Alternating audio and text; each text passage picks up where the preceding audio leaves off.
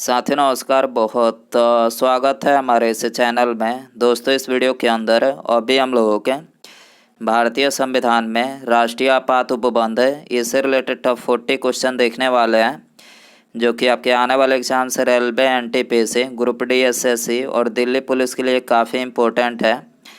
तो आप इस वीडियो को बहुत ध्यान से लास्ट तक देखिए। चैनल पर नया है तो चैनल को सब्सक्राइब कर, जो पास वाले घंटे का निशान है उसे भी ऑन कर दें, ठीक है। तो चलिए शुरू करते हैं। देखिए यहाँ पर हमारा पहला क्वेश्चन है, भारतीय संविधान के अंतर्गत कितने प्रकार के आपातकाल का प्रावधान किया गया है।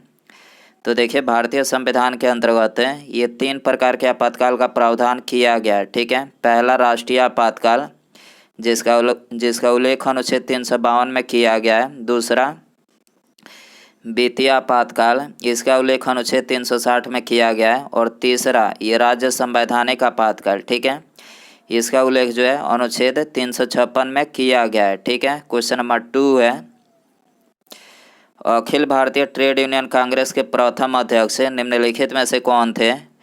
तो देखिए अखिल भारतीय ट्रेड यूनियन कांग्रेस के जो प्रथम अध्यक्ष थे वो थे लाला लाजपत राय, ठीक है। क्वेश्चन नंबर 3 है,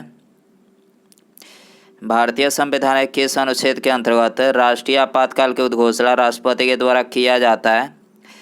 तो देखिए इसका करेक्ट आंसर ऑप्शन ए हो जाएगा। भारतीय संविधान के अनुच्छेद 352 के अंतर्गत जो है राष्ट्रीय आपातकाल की उद्घोषणा राष्ट्रपति के द्वारा किया जाता है, ठीक है। क्वेश्चन नंबर 4 है, अब तक कितनी बार राष्ट्रीय आपातकाल की उद्घोषणा राष्ट्रपति के द्वारा की जा चुकी है।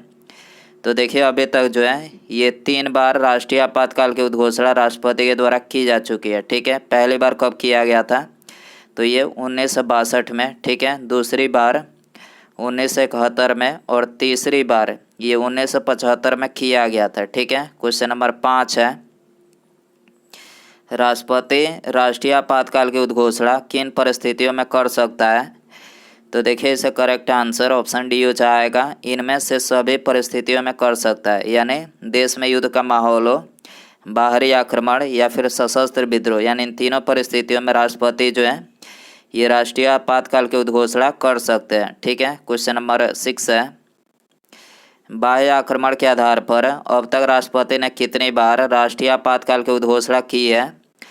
तो देखिए बाह्य आक्रमण के आधार पर अब तक जो है ये राष्ट्रपति ने 2 बार राष्ट्रीय आपातकाल की उद्घोषणा की है, ठीक है। क्वेश्चन नंबर 7 है, आंतरिक अशांति के आधार पर अब तक कितनी बार राष्ट्रीय आपातकाल की उद्घोषणा राष्ट्रपति के द्वारा की गई है। तो देखिए आंतरिक अशांति के आधार पर यह सिर्फ 1 बार राष्ट्रीय आपातकाल की उद्घोषणा राष्ट्रपति के द्वारा की गई है, ठीक है। क्वेश्चन नंबर 8 है, देश में पहली बार राष्ट्रीय आपातकाल की उद्घोषणा निम्नलिखित में से कब की गई थी। तो देखिए देश में पहली बार जो है ये 26 अक्टूबर 1962 को राष्ट्रीय आपातकाल की उद्घोषणा की गई थी, ठीक है। क्वेश्चन नंबर 9 है, देश में दूसरी बार राष्ट्रीय आपातकाल की उद्घोषणा कब की गई थी। तो देखिए भारत में दूसरी बार ये 3 दिसंबर 1971 को की गई थी, ठीक है। क्वेश्चन नंबर 10 है, राष्ट्रपति ने तीसरी बार राष्ट्रीय आपातकाल की उद्घोषणा कब की थी। तो देखिए राष्ट्रपति ने तीसरी बार ये 26 जून 1975 को राष्ट्रीय आपातकाल की उद्घोषणा की थी, ठीक है। क्वेश्चन नंबर 11 है, तीसरी बार राष्ट्रीय आपातकाल की उद्घोषणा राष्ट्रपति ने किस आधार पर की थी।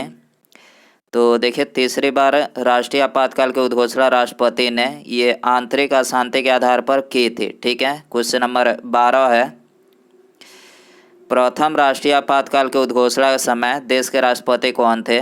तो देखिए पहली बार जब राष्ट्रीय आपातकाल लगा था तो उस समय भारत के जो राष्ट्रपति थे वो थे डॉक्टर एस राधाकृष्णन थे, ठीक है। क्वेश्चन नंबर 13 है, द्वितीय राष्ट्रीय आपातकाल की उद्घोषणा के समय देश के राष्ट्रपति कौन थे।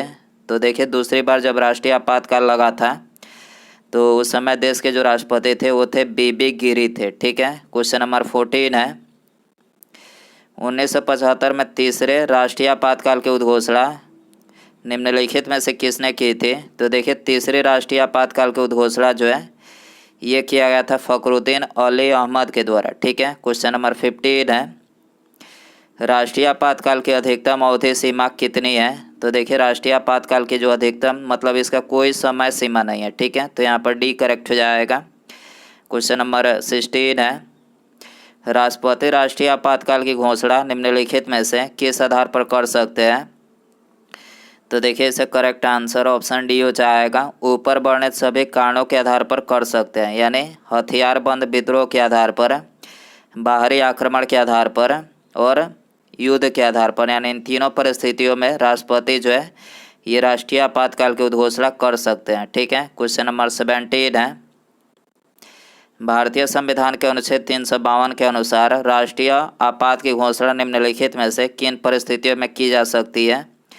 तो देखिए ये तो बता ही चुके हैं कि देश में युद्ध का माहौल हो, बाह्य आक्रमण और सशस्त्र विद्रोह, यानी इन तीनों परिस्थितियों में राष्ट्रपति जो है राष्ट्रीय आपातकाल की उद्घोषणा कर सकते हैं, ठीक है। डी करेक्ट हो जाएगा। क्वेश्चन नंबर 18 है, युद्ध या फिर बाह्य आक्रमण के कारण की गई आपातकाल की घोषणा संसद द्वारा अनुमोदन होना चाहिए। तो देखिए संसद के द्वारा ये 1 महीने में इसका अनुमोदन होना चाहिए, ठीक है। क्वेश्चन नंबर 19 है, संविधान के किस अनुच्छेद के तहत राज्यों में संवैधानिक तंत्र के विफल होने पर राष्ट्रपति शासन लागू किया जाता है। तो देखिए राज्यों में जो राष्ट्रपति शासन लागू किया जाता है तो ये तो बता ही चुके हैं कि अनुच्छेद 356 के अंतर्गत लागू किया जाता है, ठीक है। क्वेश्चन नंबर 20 है, किसी राज्य में राष्ट्रपति शासन की उद्घोषणा किस व्यक्ति के प्रतिवेदन मिलने पर राष्ट्रपति करता है।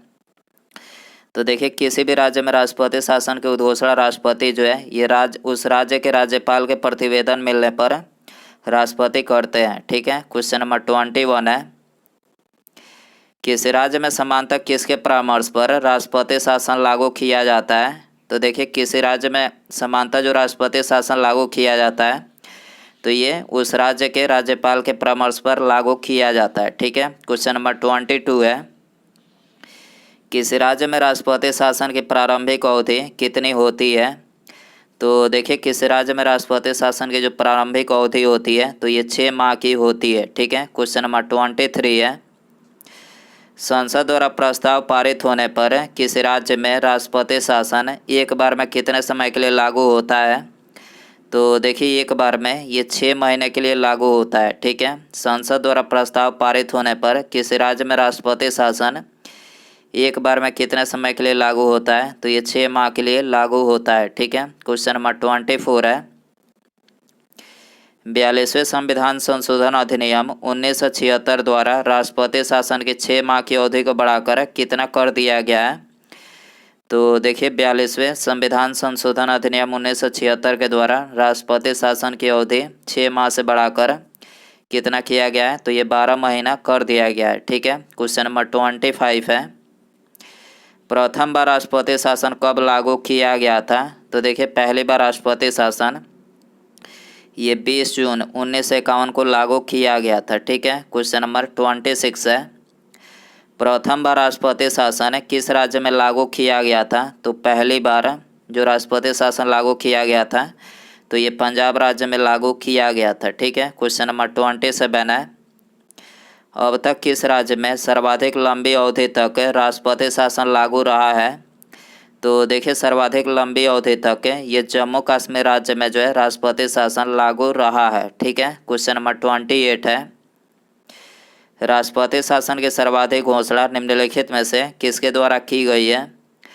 तो देखिए राष्ट्रपति शासन की जो सबसे अधिक घोषणा की गई है तो ये इंदिरा गांधी के शासनकाल प्रथम शासनकाल के दौरान की गई है, ठीक है। ये करेक्ट हो जाएगा। क्वेश्चन नंबर 29 है, भारतीय संविधान के किस अनुच्छेद के आधार पर राष्ट्रपति देश में वित्तीय आपात की घोषणा कर सकता है। तो देखिए ये तो बता ही चुके हैं कि भारतीय संविधान के अनुच्छेद 360 के अंतर्गत जो है राष्ट्रपति वित्तीय आपात की घोषणा कर सकते हैं, ठीक है। क्वेश्चन नंबर 30 है, अब तक भारत में कितनी बार वित्तीय आपात की उद्घोषणा राष्ट्रपति द्वारा की गई है। तो देखिए अभी तक ऐसा सिचुएशन नहीं बना है कि मतलब वित्तीय आपातकाल लग सके, तो यहाँ पर डी करेक्ट हो जाएगा, अभी तक नहीं, ठीक है। क्वेश्चन नंबर 31 है, संसद के द्वारा आपातकाल की उद्घोषणा का अनुमोदन कितनी अवधि के अंतराल में होना आवश्यक है। तो देखिए संसद के द्वारा ये 1 महीने के अंदर जो है इसका अनुमोदन, आपातकाल की घोषणा का अनुमोदन जो है 1 महीने के अंतराल में होना आवश्यक है। ठीक है। क्वेश्चन नंबर 32 है, राज्य में आपातकाल के समय राज्य का शासन किसके हाथ में रहता है?